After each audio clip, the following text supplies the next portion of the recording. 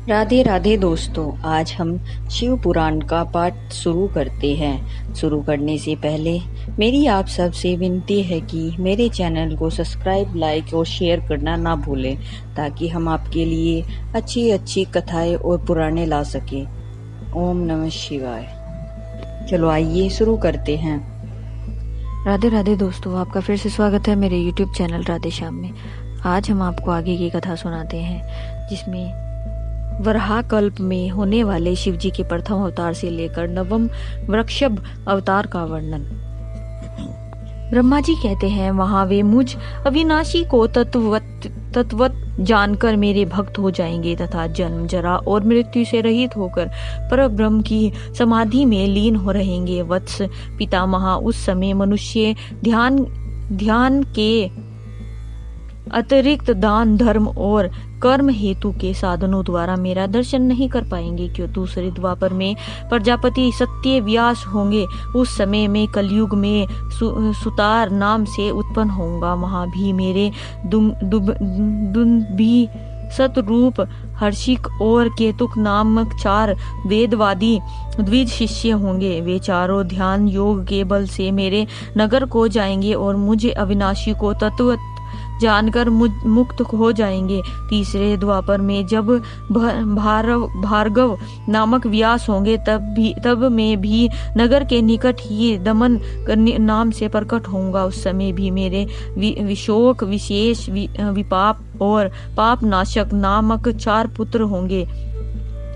चतुरांत, उस अवतार में मैं शिष्यों को साथ ले व्यास की सहायता करूंगा और उस कलयुग में निवर्त मार्ग को सुदृढ़ बनाऊंगा। चौथे द्वापर में जब अंगीरा व्यास कहे जाएंगे, उस समय में सुहोत्र नाम से अवतार लूंगा। उस समय भी मेरे 4 योग साधक महात्मा पुत्र होंगे, ब्राह्मण।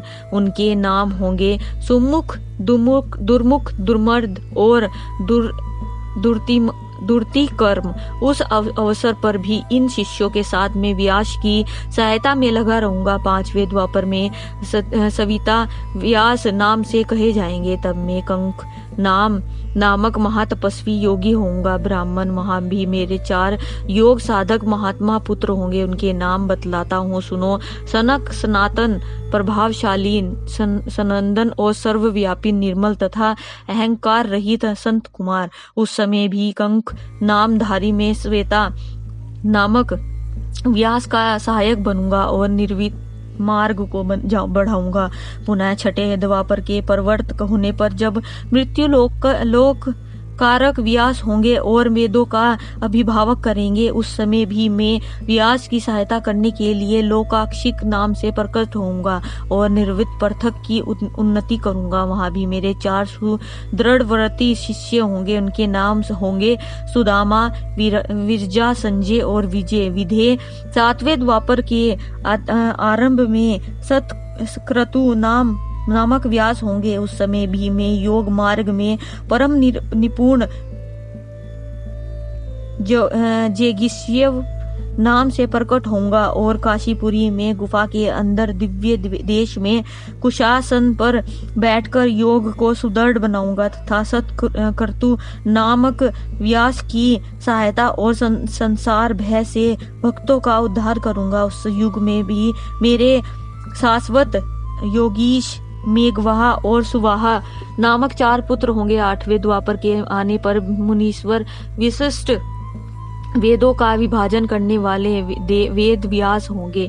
योग व्रत, उस योग में मैं दधी वाहन नाम से अवतार लूंगा और व्यास की सहायता करूंगा। उस समय कपिल, असुरी, पंचशिख और सालवल नाम वाले मेरे 4 योगी पुत्र उत्पन्न होंगे, जो मेरे ही समान होंगे। ब्राह्मण नवी चतुर्गी के द्वापर युग में मुनि श्रेष्ठ सारस्व व्यास नाम से प्रसिद्ध होंगे। उन व्यास के निर्वर्ती मार्ग की वृद्धि के लिए ध्यान करने में वृषभ नाम से अवतार लूंगा। उस समय पराशर, गर्ग, गव और गिरीश नाम के 4 महायोगी मेरे शिष्य होंगे। प्रजापति, उनके सहयोग से मैं योग मार्ग को सुदृढ़ बनाऊंगा। सन्मुने, इस प्रकार मैं व्यास का सहायक बनूंगा।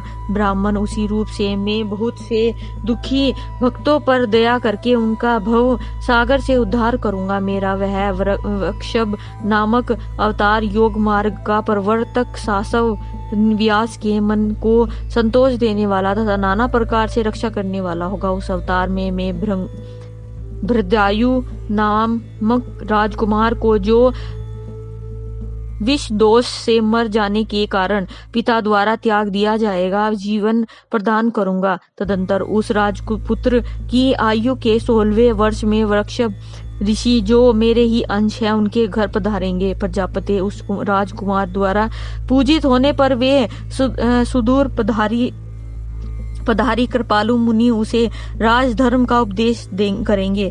तत्पश्चात वे दीन वत्सल्य मुनि हर्षित चित्त से उसे दिव्य कवच, शंख और संपूर्ण शत्रुओं का विनाश करने वाला एक चमकीला खड्ग प्रदान करेंगे। फिर कृपया पूर्वक उनके शरीर पर भस्म लगाकर उसे 12,000 हाथियों का बल भी देंगे। यो माता सहित भृदायु को भली भांति आश्वासन देकर उन दोनों द्वारा पूजित हो प्रभावशाली वृषभ मुने स्वेच्छानुसार चले जाएंगे। ब्राह्मण, तब राजश्री दया भद्रायु भी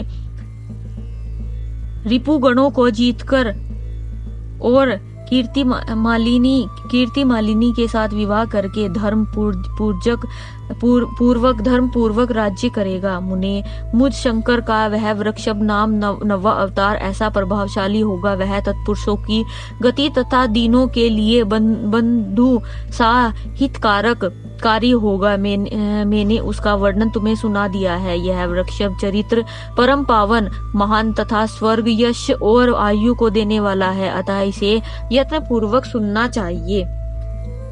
शिव जी कहते हैं, ब्राह्मण, 10वें द्वापर में त्रिधामा नाम के मुने व्यास होंगे। वे हिमालय के रमणीय शिखर पर्वतम भृंगतंगु पर निवास करेंगे। वहां भी मेरे श्रुति विदित 4 पुत्र होंगे। उनके नाम होंगे भृंग, बलबंधु, नरामित्र और तपोधन, केतु, श्रृंगार। 11वें द्वापर में जब त्रिव्रत नामक व्यास होंगे, तब मैं कलयुग में गंगा द्वार में तप नाम से प्रकट होऊंगा।